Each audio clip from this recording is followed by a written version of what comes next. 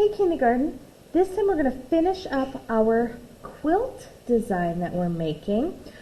For this last part of our project, you're going to need your Sharpie, your watercolor paints, your paintbrush, and some water. Now I also, to keep my table clean, I like to use a scrap piece of paper to put underneath. So I have this old piece of colored paper that I'm going to put under my project to protect my table so I can go right off my lines and not worry about painting on my table. You can use newspaper or, some old mail that's being recycled, anything that you have at home to help protect your table.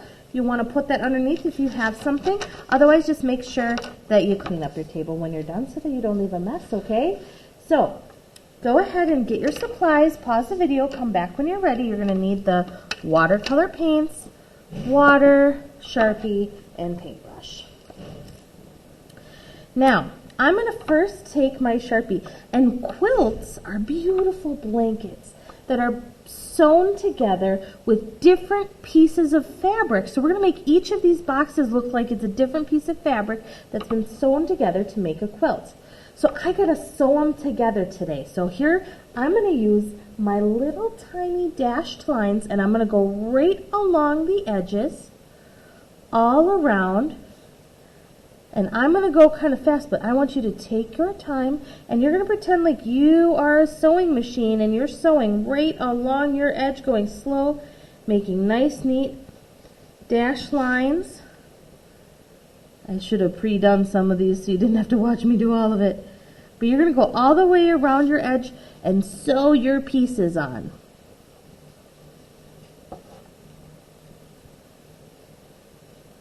Okay?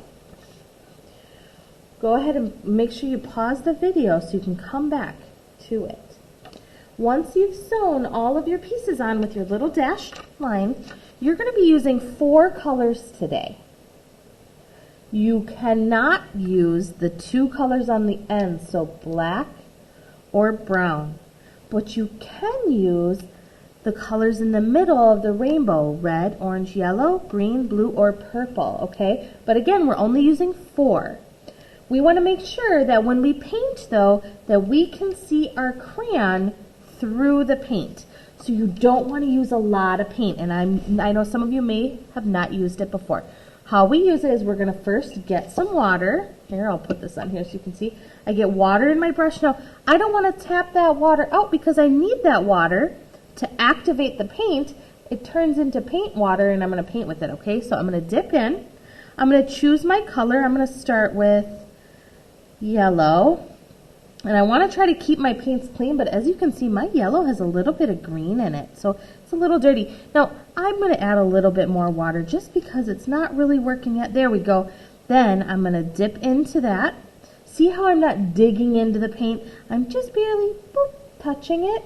You don't need a lot, you just need a little. And then you're going to go ahead and carefully go along your edges and spread that paint out.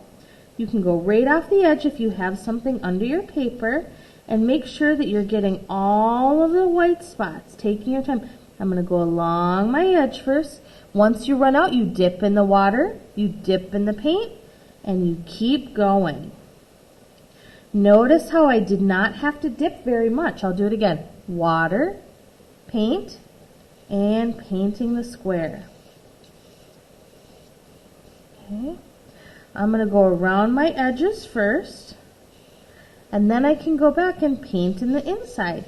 And you want to make sure you don't miss any of the white spots. Cover your whole square so it looks like it's a yellow fabric with a cool design on it, right? You're going to do each of your squares a different color. So next, I could pick red, orange, green, blue, or purple for this box. And then I can pick a different color for this box and a different color for this box. When you're all done with your painting, and each box is a different color and you painted nice and neat, make sure you clean up, leave your paints open to dry. They dry nicely if we just leave them open for a little bit.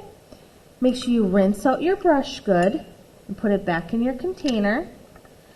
Clean out your cup and leave this to dry, and then take a picture and put it into Seesaw so I can see what it looks like. I hope you guys enjoyed making your line quilt. Have a great day.